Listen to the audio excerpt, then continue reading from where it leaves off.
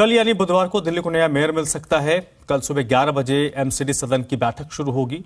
शैली ओबरॉय आम आदमी पार्टी की तरफ से मेयर पद की उम्मीदवार हैं और आम आदमी पार्टी को ये उम्मीद है कि कल दिल्ली को नया मेयर मिल जाएगा, क्योंकि सुप्रीम कोर्ट के जिस तरीके से आदेश आए हैं, सुप्रीम कोर्ट का जो रुख रहा है, उसके बाद ये भरोसा बढ़ रहा है।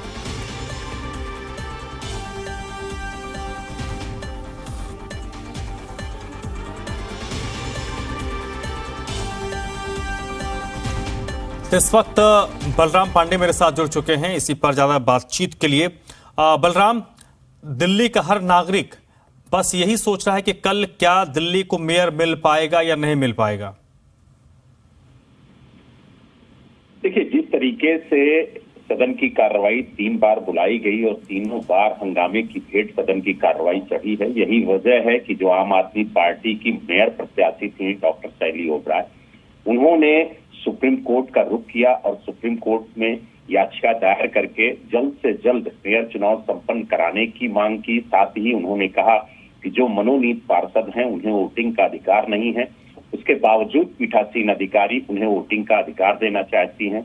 साथ ही उन्होंने तीसरी मांग ये की थी कि जो तीनों चुनाव एक साथ कराने की बात पीठासीन अधिकारी कर रही हैं वो पूरी तरह से असंवैधानिक है, लिहाजा सबसे पहले मेयर का चुनाव संपन्न कराया जाए और उसके बाद जब मेयर चुना जाएगा तो मेयर ही डिप्टी मेयर और स्टैंडिंग कमेटी के 6 सदस्यों का चुनाव संपन्न कराएगी।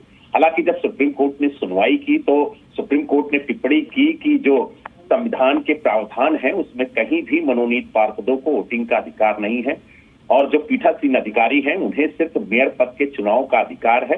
तो लिहाजा कहीं ना कहीं आम आदमी पार्टी की जीत हुई है और आम आदमी पार्टी कल पूरी कोशिश करेगी कि उसका मेयर चुना जाए और भारतीय जनता पार्टी भी पूरी कोशिश करेगी कि उसका मेयर चुना जाए। हालांकि कल हंगामे की भेंट सदन की कार्रवाई चढ़ती है या नहीं चढ़ती है ये देखने वाली बात होगी, लेकिन कोशिश पूरी होगी कि कल दिल्ली की जनता को उसका नया मेयर मिले, क्योंकि सबसे पहले मेयर का चुनाव संपन्न होगा, उसके बाद जब मेयर चुन लिया जाएगा तो डिप्टी मेयर और स्टैंडिंग कमेटी के 6 सदस्यों का चुनाव संपन्न कराया जाएगा। यानी जिस तरीके से निर्देश सुप्रीम कोर्ट ने दिए हैं उसी का पालन करते हुए सदन की कार्रवाई संपन्न कराई जाएगी। लेकिन अगर हम आम आदमी पार्टी की बात करें तो आम आदमी पार्टी की पूरी कोशिश है कि कल मेयर का चुनाव संपन्न हो और उसके बाद मेयर चुनना जाए और मेयर ही जो डिप्टी मेयर है और स्टैंडिंग कमेटी के 6 सदस्यों का चुनाव है वो संपन्न कराए। तो इस बात को लेकर के आम आदमी पार्टी अपने पार्षदों, अपने विधायकों से भी बातचीत कर रही है, बैठक कर रही है, ताकि जो कल की रणनीति है वो तय हो सके। और साथ ही भारतीय जनता पार्टी की पूरी कोशिश है कि कहीं ना कहीं क्रॉस वोटिंग हो, जिसकी वजह से उसका मेयर जो है वो चुना जा सके। हालांकि दोनों पार्टियां अपनी अपनी रणनीति पर काम कर रही हैं, लेकिन कल जब सदन की कार्रवाई सुबह 11 बजे शुरू होगी तो देखने वाली बात होगी कि आखिरकार जो पार्षद हैं वो किसके पक्ष में वोट करते हैं, क्योंकि इसमें दल बदल कानून भी नहीं लगता। ऐसे में जो अंतरात्मा की आवाज है पार्षदों की, उसी के आधार पर वो वोटिंग करते हैं। लेकिन नंबर की अगर बात की जाए तो आम आदमी पार्टी के पास पर्याप्त नंबर है, 151 वोट है, यानी एक निर्दलीय पार्षद ने भी आम आदमी पार्टी को समर्थन दिया है, जिसके बाद उसकी जो संख्या है वो 151 हो गई है।